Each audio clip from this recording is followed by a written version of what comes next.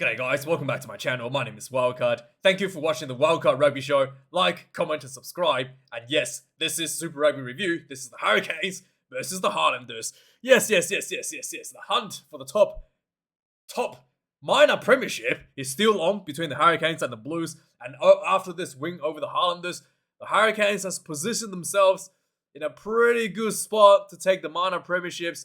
5 points ahead of the Blues. The Blues still got the Chiefs to play coming up after this review, I guess. And if the Blues cannot blow out the Chiefs by more than 3 tries, they need to win by more than 3 tries to get that bonus point. Boy, the Blues could, actually miss out on the minor premiership. Yeah, so last week the loss against the Crusaders has turned out to be a massive wrench in the overall machine of the Blues, and this is not looking good for the Blues. So if the Blues can get the bonus point, then the Blues will win the minor premiership based on point difference. Yeah, pretty close run to that top rank in this year's Super Rugby. I was expecting probably a bit more of a gap, but hey, top two teams are very closely ranked, which means we're gonna potentially see a very tight rugby final, Super Rugby final. So yeah, so this game was quite interesting. The Hurricanes brought in a lot of physicality with a few fresh faces onto the field. Karefi has given one of the few opportunities to start this game and has done incredibly well. He really taken that opportunity and really just kicked the door down, so to speak. 2 tries for him this game. And then another guy that did really well with a lot of physicality was Celeste Riasi as well, just bringing on that physicality, and the Hurricanes overall was, in control of this game through that dominance in physical prowess. Another guy that everybody has been talking about, wanting to see the return, that is Osafa Amor. I'm extremely excited to see him playing for the Hurricanes again. Another huge performance from him. And, with a knee injury, there was a bit of a concern whether or not he's going to actually perform to the same level that he had before, that with that running game that he had before. But no, he was just running over defenders, pummeling off players left and right. And, really making a good argument for a potential spot in the black jersey. And I don't think he's quite done enough to win the spot over Cody Taylor. But I think he definitely has a good claim for that number 16 jersey on the bench at the moment. So if he put on a few more really good shifts in the finals, then yeah, he might actually get the starting spot over Cody Taylor. We'll have to wait and see how Razor Robinson sees his performance. But yeah, for me, I thought it was outstanding. The lineouts were decent, and then his setup TJ Perenara for a try, and then just being able to run through a number of defenders whenever he had the ball was just really good to see. The Highlanders, other than getting beaten physically this game, I thought the Highlanders was just really was probably a bit loose in the way that they played and wasn't able to execute in any sort of consistency. And I think that the forwards pressure from the Hurricanes was just a little bit too much, maybe for the Hurricanes. Sorry, for the Hurricanes 4 packs was just probably a bit too physical. The physicality was just a bit too much for the Highlanders to manage at some points of the game. And there was a lot of tackles being made and a lot of missed tackles for the Highlanders. And when you're against the Hurricanes and you're missing tackles, and every time the Hurricanes runs at you, you're giving away 10 yards. Eventually you're gonna run out of space. Someone's gonna score, and it's as simple as that. Simple rugby, simple maths, and you're not gonna win if you don't put up and shut down the running game and keeping the opposition behind the advantage line. And so really tough for the Highlanders. But let's have a look at the match stats of the game. 7 tries to 2 for the Hurricanes, 617 run meters to the Highlanders, 308, more than double the run meters, and 18 turnovers. I think let me just refresh this. 20 turnovers for the Hurricanes. That is something that the coaching staff will have a look at. I mean, if you're against the better team, if you're against the Blues, that's not going to win you the match. 11 turnovers against the Highlanders. And when it comes to defense, the Hurricanes was much better, like I said.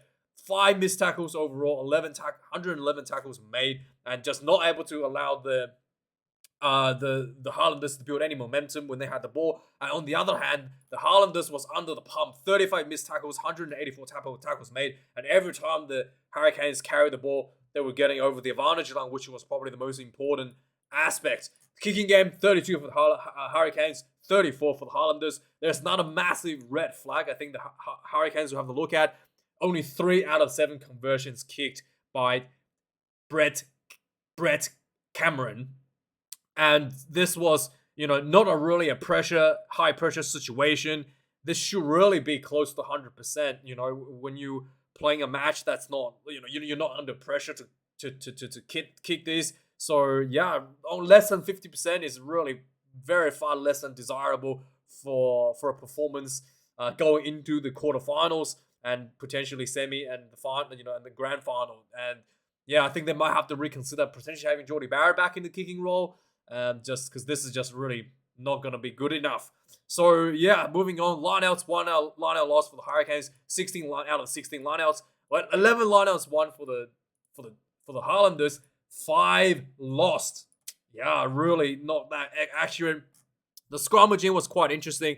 I thought the Chiefs scrums were very, very solid, but I thought the Hurricanes, whilst the scrum wasn't that good in the first half, but the Hurricanes scrum definitely improved in the second half, and that what do you call it, in the first half, despite not able to match the Ethan de Groot in terms of the scrummaging, I thought the Numia and Ilse, I think that's his name, is it Ilse?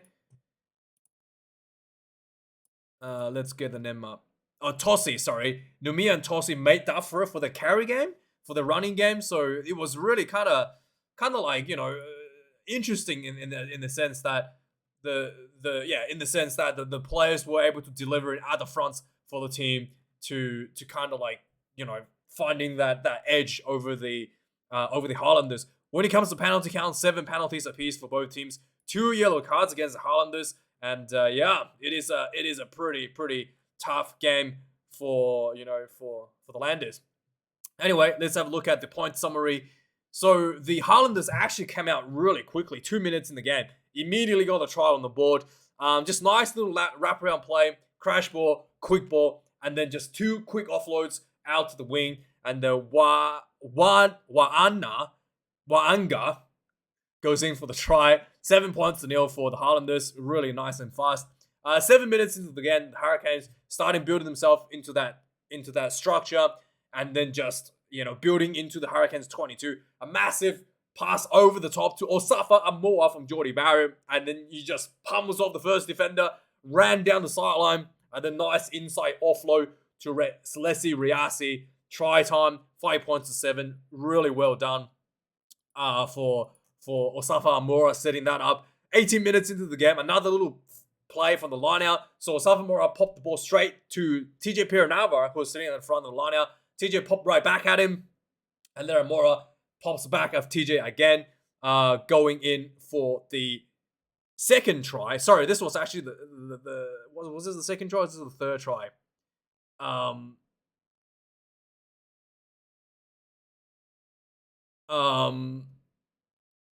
think anyway, that was a nice try for them. 17 minutes into the game, I think there was another try I actually missed. Karefi actually scored one before this. I completely missed the notes. But yeah, anyway, so this was the third try that was being scored. 17 points to 0 at this point. Sorry, 17 points to 5. 17 points to 7 at this point. And then 23 minutes into the game, the Hurricanes showing a bit of a versatility. They went for the maul, they went for the try, and the ball just went out the back. Again, little backdoor ball to Jordie Barrett. Cameron, another pass to Riasi, second try for him. 24 points to 7. 32 minutes into the game, the Highlanders strikes back. They had a penalty. They went for the maul. The maul went down, and then it looked like the Hurricanes had sacked the ball and then kept the ball trapped inside the maul. Highlanders worked really well to get the ball out, and then just quick crash balls, pick and go, and eventually Holland crashed over for the try. 24 points to 14. 35 minutes into the game. This is where the physicality is really starting to show for the Hurricanes. Lots of soft tackles from the Highlanders going back continuously, and then eventually Karefi gets his second try in the game. He picked up the ball and he just ran into 2 defenders, barged himself through, dunked the ball over for the try. just pure physicality to score that one. 29 points to 14. And then, yeah, just before halftime, Osafa Morora as well, another carry. The Hurricanes tried to win for a try before one last ditch effort for a try before halftime. Osafa Morora like ran into a bunch of defenders and just like bumped over two defenders. Really well done. Eventually, the ball was knocked on, but yeah, just another huge effort play from Osafa Morora there. 54 minutes into the game in the second half, there was a nice little counter attack from a turnover from the Hurricanes down the sideline. Jordy Barrett, some nice offloading, and then almost gotten through in one phase. But I think one of the Hurricanes player, I think the winger number 14, didn't pass the ball, but it doesn't matter. Quick recycling, quick ball, and then there was just the ball went out the open side, and then we just draw and pass, and then the guy out on the win once again. This was Rayasi once again on the win. 1-on-1, he still had a defender in front of him, just juked him. Yeah, nice footwork, juked him. Little step straight through. 36 points to 14. At this point, there was another yellow card given out to what's his name? To Gilbert for a high shot. I thought this was there was the Karefi kind of like spun and then like fell into him, but I thought Gilbert probably needed to bend it a bit more to avoid that. 36 points to 40 on the yellow card, and finally 61 minutes into the game. There was again scrum dominance from Hurricanes. They had I think it was a penalty inside the Highlanders 22. They went for the scrum option, and then they just held the scrum. Yosei picked up the ball from the back of the scrum, just crashed straight into the 10 channel, and then easy as that. Big number 8 against small backs.